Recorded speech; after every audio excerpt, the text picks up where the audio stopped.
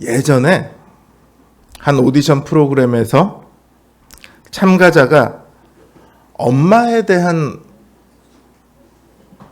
그 주제로 자작곡을 만들어서 공연을 했습니다.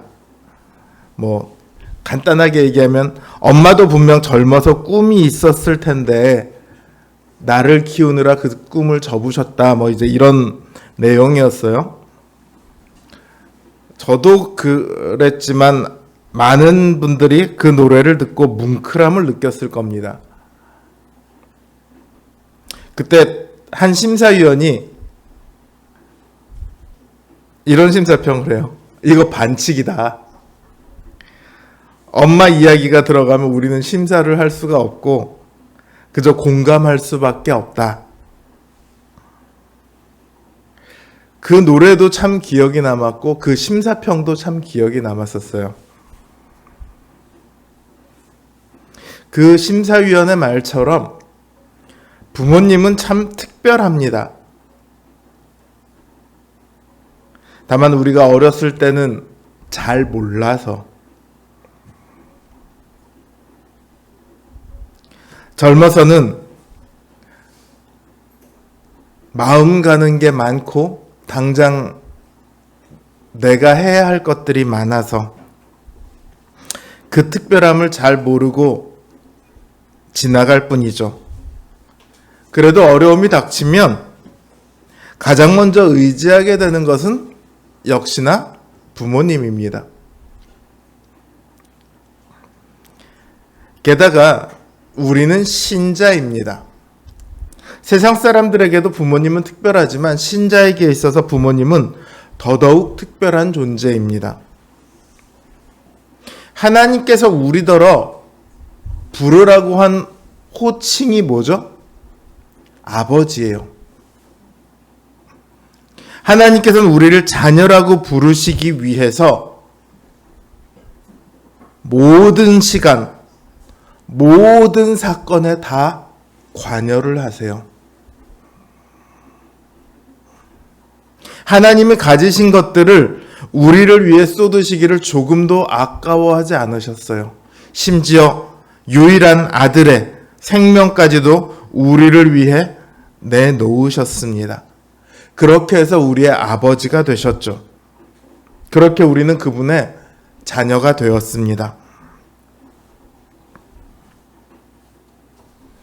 이처럼 하나님께서는 우리와 단순히 하나님과 백성, 이 관계를 넘어서 부모와 자녀의 관계를 맺으셨습니다.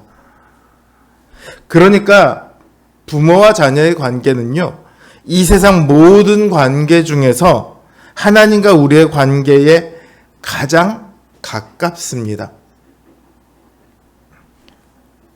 뿐만 아니라 이 언약 관계를 하나님께서는 부모를 통해 자녀에게 이어지도록 하셨어요. 구약 시대에는 그 부모가 자녀의 신앙을 책임졌습니다. 그래서 부모에서 자녀로 그 언약 관계가 이어져 나가요. 지금이야 뭐 각자가 교회 가서 각자가 믿음을 고백하고 각자가 세례를 받으니까 그 의미가 많이 희미해진 것 같지만요. 유아 세례라는 게 있잖아요. 여기도 이제 유아 세례를 받으신 분들이 많이 있는데, 유아 세례에는요, 그 부모가 자녀의 신앙을 책임지며 언약을 계승한다는 그 의미가 남아 있습니다.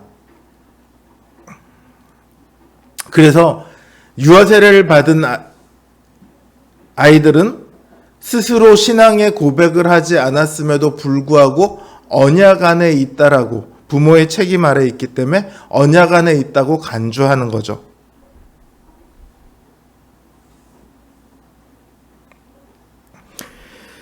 이처럼 특별한 관계, 특별한 역할이 부모에게 부여되어 있어요. 그래서 십계명에서 사람에 대한 계명 중에 첫 번째 계명이 바로 부모를 공경하라는 계명입니다. 그런데 이 부모를 공경하는 것이 참 쉽지가 않아요. 제 나이가 50이 넘었고 머리가 이렇게 백발이 되어가고 있는데도, 저희 아버지가 염색을 하시는 바람에 제 머리가 더 하얗게 됐는데도 여전히 부모를 공경하는 것이 쉽지가 않습니다. 마음은 있는데 몸이 안 따라주는 것이 아니라 솔직히 말하면 마음이 참 게으른 것 같아요. 부모님들은 자녀가 70이 돼도 80이 돼도요, 밥은 먹었니? 이 말로 시작을 하시더라고요, 대체로. 늘 자녀들 생각하는데 하루의 대부분을 사용하시는데, 자녀들이 부모를 생각하는 거는 100분의 1, 1000분의 1에도 못 미치는 것 같아요. 또 부모님을 찾아가면요, 어머니하고는 그래도 친밀하게 대화할 수 있는데 아버지하고는 아직도 좀 대면대면해요. 저희 아버지도 영상으로 이거 보시면 서운하실지 모르겠는데 저만 그렇지는 않을 거예요. 제 주변을 봐도 저희 세대들은 아버지하고 그렇게 친밀한 관계를 많이 형성하지 못했습니다. 그분들도 자녀와 친밀하게 지내는 게 어색하셨을 거예요. 먹고 살기 힘든 시기에 자녀들 먹여 살리기 급급했던 그런 삶을 살아오시기도 하셨고요. 또 시대가 변화해 가면서 자녀들하고 세대 차이가 생기죠. 그러니까 갈등이 많이 빚어져요. 얘기를 하면 할수록 갈등이 많이 빚어져요.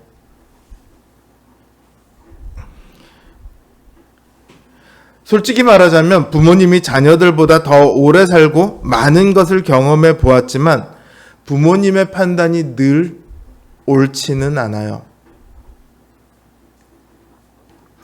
어떤 격투기에 천재적인 재능을 가진 선수가 있었습니다. 그런데 그 부모님, 특히 어머니는요, 이 선수가 격투기 하는 것을 극구 반대했어요. 선수를 하는 동안 아무런 지원도 해주지 않았을 뿐만 아니라 볼 때마다 격투기를 그만두라고 잔소리를 해요. 그러니까 이 선수가 듣다 못해갖고 집을 나가서 아예 혼자 자취를 하면서 운동을 합니다. 그래서 결국은 굉장히 선수로서 성공을 해요. 성공을 하고 나서 어머니를 찾아갑니다. 그리고 물어요. 나는 어머니가 그렇게 반대를 했는데도 이렇게 성공했어요. 아직도 반대하세요? 그러자 어머니가 이렇게 말해요. 나는 아직도 반대하고 앞으로도 반대할 거다. 아들이 깜짝 놀라서 다시 묻습니다. 도대체 왜요? 왜 그렇게 반대하세요? 어머니가 이렇게 말합니다. 네가 축구나 야구를 한다고 했으면 내가 집을 팔아서라도 후원해 줬을 거다. 아들이 두들겨 맞아야 하는 직업을 가진다고 할 때 어느 어머니가 찬성하겠냐? 좀 성공하지 못하더라도 평범하게 안 맞는 직업을 택하기를 나는 원했다. 아직도 그렇다. 그 대답을 듣고 나서 이 선수는 어머니와 화해를 했다고 합니다. 부모님의 판단이 무조건 옳지는 않아요. 하지만 그렇게 틀린 것 같은 판단조차도 그 뒤에는 부모님의 사랑이 숨어 있습니다. 아니, 정확하게 이야기하면 사랑하기 때문에 시야가 좁아질 수밖에 없는 거예요.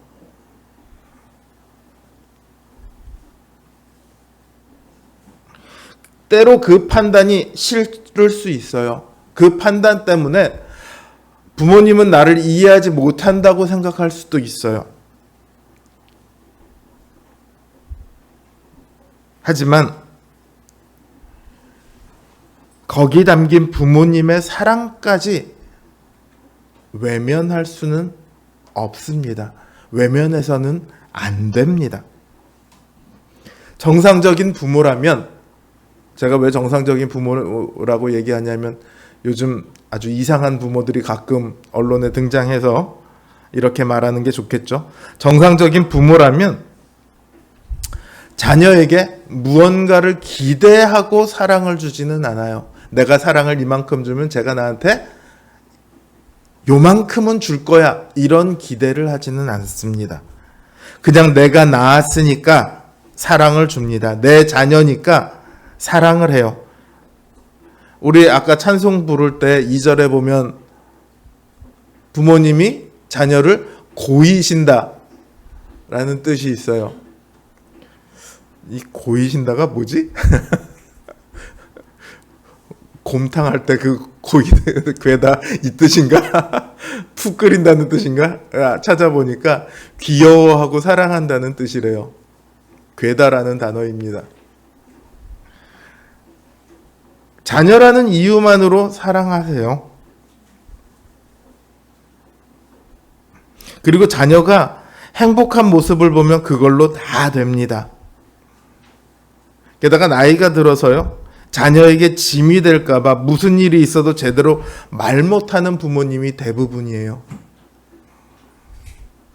그만큼 부모님의 사랑은 일방적입니다.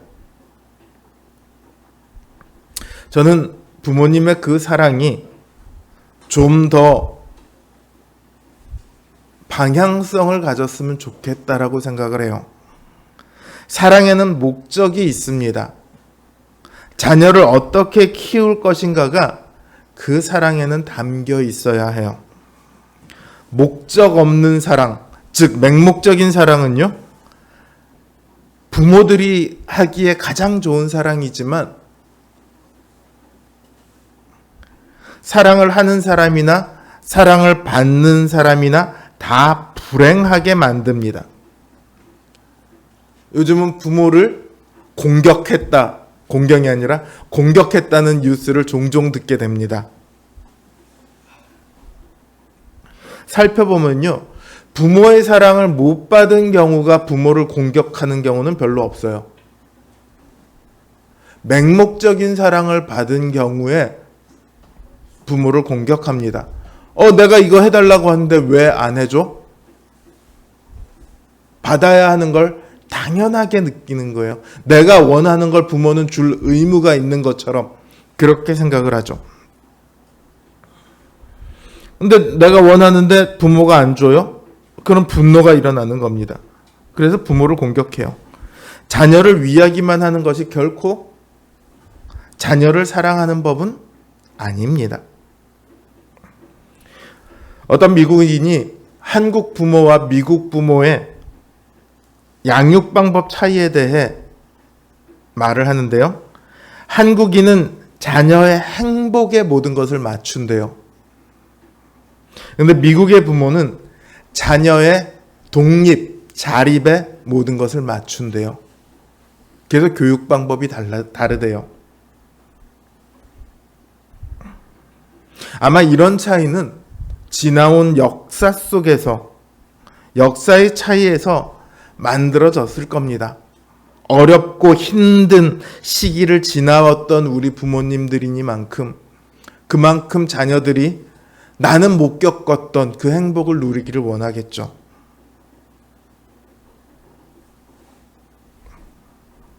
내 진정한 사랑은요, 그 역사의 차이마저도 뛰어넘어야 합니다. 고 노무현 대통령이 이런 연설을 한 적이 있어요. 제 어머니가 내게 남겨주었던 가훈은 야 이놈아 무난돌이 정 맞는다. 계란으로 바위치기다. 바람 부는 대로 물결 치는 대로 눈치 보며 살아라. 80년대 시위하다가 감옥 간 우리의 정의롭고 혈기 넘치는 젊은 아이들에게 어머님들이 간곡히 타일렀던 그들의 가훈 역시 야 이놈아 계란으로 바위치기다. 고만둬라. 너는 뒤로 빠져라. 이 비겁한 교훈을 가르쳐야 했던 우리의 600년의 역사, 이 역사를 청산해야 합니다. 이런 연설을 한 적이 있어요. 우리의 역사가 그렇게 진행되어 왔다 할지라도 바르다는 것은 그 역사성을 뛰어넘어 그 역사를 청산하고서라도 이루어야만 하는 그런 목적입니다. 무엇이 자녀를 향한 최고의 방법입니까? 최고의 방향입니까? 부모님들이 자녀를 사랑한다면 믿음 안에서 바르게 키워야 합니다. 세상에 대해 지혜로운 사람이 아니라 하나님을 아는 지혜로운 사람으로 키워야 합니다. 뼈 빠지게 일해서 좋은 학원 보내고 좋은 대학 보내고 좋은 직장 보낸다고 해서 부모의 역할을 잘하는 게 아닙니다. 많은 재산 물려준다고 해서 부모의 역할을 잘하는 게 아니에요. 세상 사람들이 볼 때는 그런 부모가 정말 좋은 부모일 수 있습니다. 부모의 역할을 잘하는 부모일 수 있어요. 그러나 하나님께서는 부모에게 특별한 역할을 맡기셨어요. 그건 바로 한 사람의 신자를 길러내는 겁니다. 신앙교육은 가정에 맡겨진 가장 중요한 역할입니다. 솔직히 저도 잘 못하거든요. 집에서 저희 아이들이랑 저랑 가장 많이 함께 보내는 시간은 아마 같이 게임을 하는 시간일 거예요.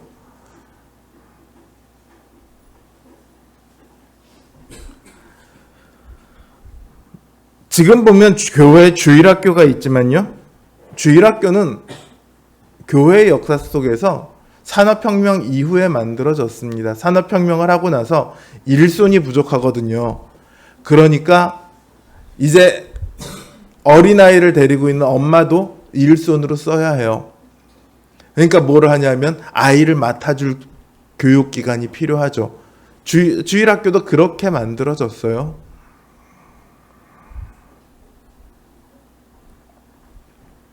주일학교가 자녀들의 신앙교육을 대신하게 만들었습니다. 그래서 최근에는 주일학교를 없애고 가정에서 신앙교육을 해야 한다 이렇게 주장하는 분들이 점점 늘고 있습니다.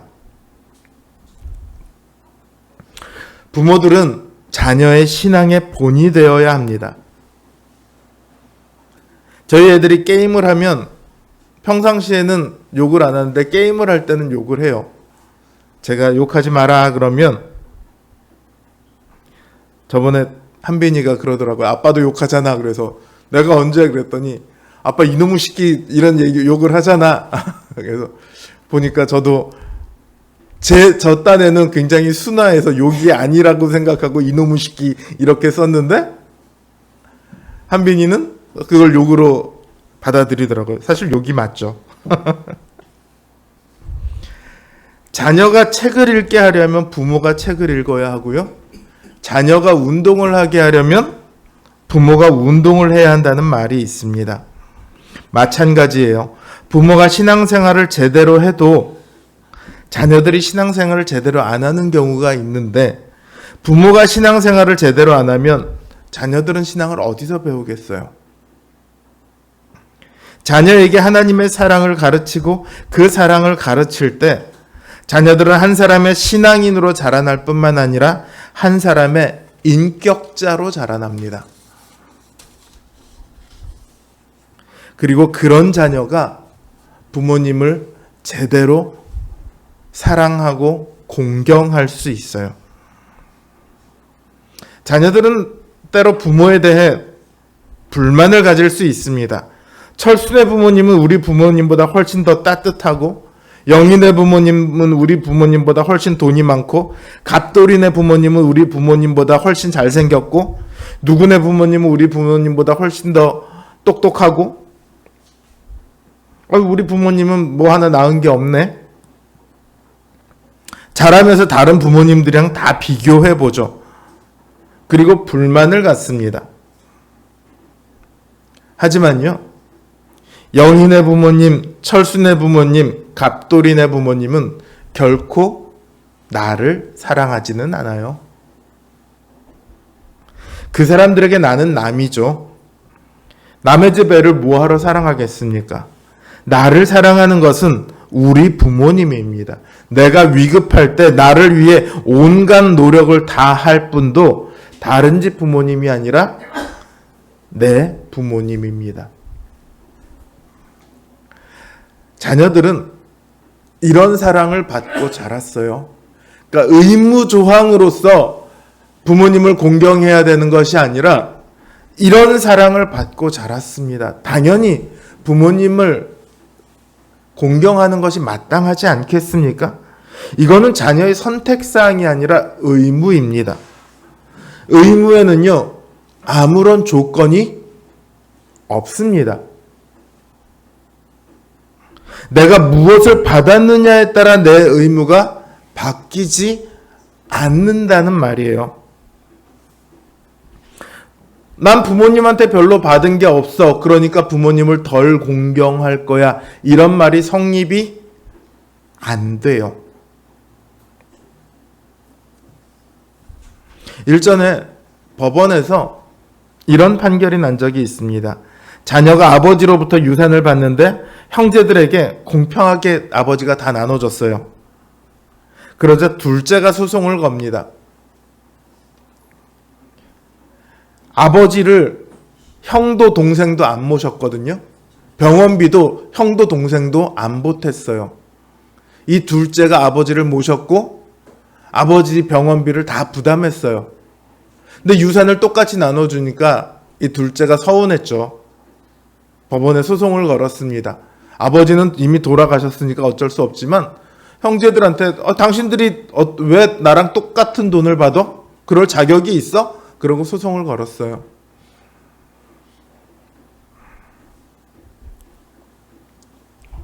법원에 대해 법원이 뭐라고 판결하냐면 부모를 더 잘 모셨다고 해서 유산을 더 받아야 하는 것은 아니다. 부모님을 모시는 것은 유산과 아무런 상관이 없는 자녀로서의 당연한 도리다.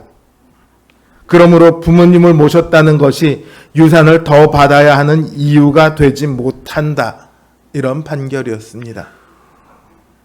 부모로부터 무엇을 얼만큼 받았느냐가 자녀의 공경의 이유가 되지 못합니다. 세상에서도 그건 가장 기본적인 의무예요. 성경에서는 더합니다. 마가복음 7장을 보면 예수님께서 유대인들이 부모를 공경하지 않는 것에 대해 질책하시는 장면이 나옵니다. 유대인들은 수익이 나오면 하나님께 11조를 드리고 로마에 세금을 내고 부모님께 드리고 그리고 나머지로 생활을 해요. 그러다 보니까 이게 작게 느껴질 수가 있거든요. 예를 들어 10이라는 것을 밭에서 10을 수확을 했다고 하면 자기가 쓸 수 있는 건 절반 이 정도밖에 안 되거든요. 그러니까 부족하게 느껴지죠. 그렇다고 로마에 세금 내는 걸 안 낼 수는 없습니다. 하나님께 11조 내는 걸 안 낼 수는 없어요. 그러니까 만만한 게 부모님께 드리는 돈이에요. 자기의 밭을 고르반 하나님께 드렸다 이렇게 말을 하면 이거 하나님께 드려진 거니까 부모에게 드릴 이유가 없는 거예요. 그래서 이거 고르반입니다 이렇게 선언을 해요. 문제는 선언만 해놓고 하나님께 안 드린다는 거죠. 자기가 다 써요.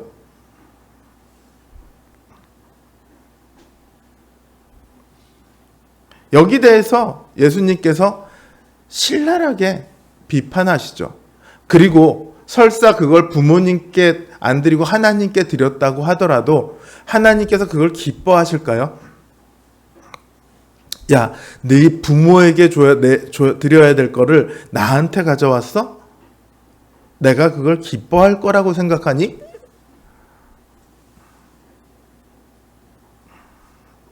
하나님께서도 똑같이 비판하실 거예요. 하나님께서 내 부모를 공경하라고 하실 때 공경하라는 말은요, 경외하다는 말과 동일한 단어가 사용됩니다. 경외하다는 단어는요, 언제 사용되죠?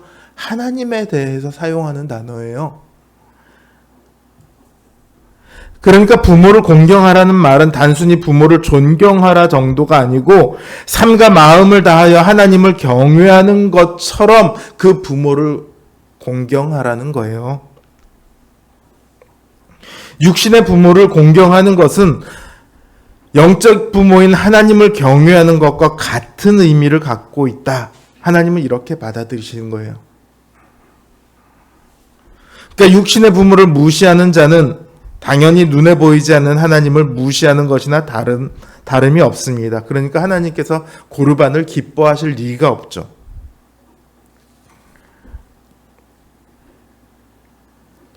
우리 자녀들께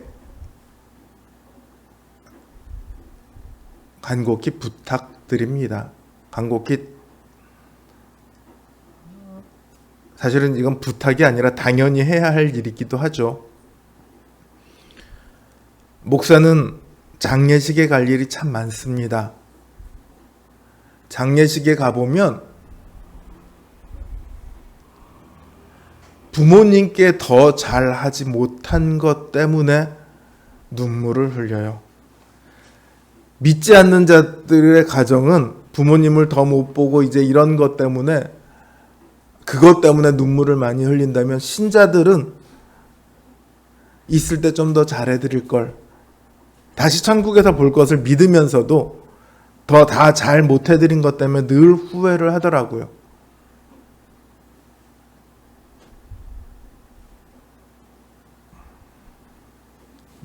지금의 시간을, 부모님과 함께 할 수 있는 시간을 헛되이 보내지 않으셨으면 좋겠습니다. 부모님이 늘 그 자리에 계시지는 않아요. 부모님께서 나를 사랑하시는 것,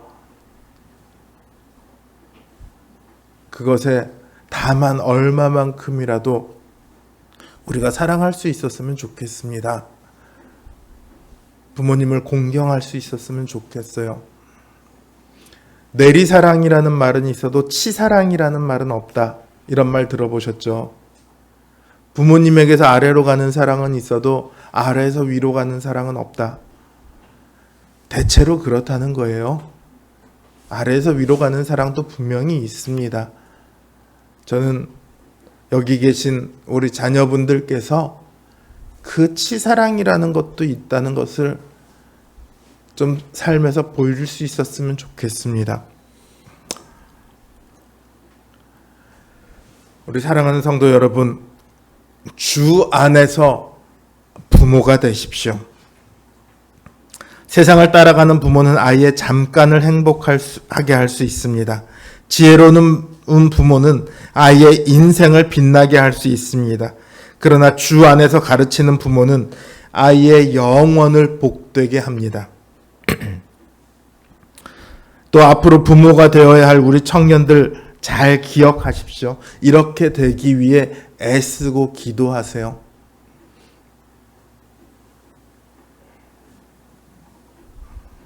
그리고 부모를 공경하십시오. 하나님을 경외하듯이 부모를 경외하십시오. 자녀의 마땅한 도리이며 또 자신의 자녀들에게 보여줘야 할 가정교육의 기초입니다.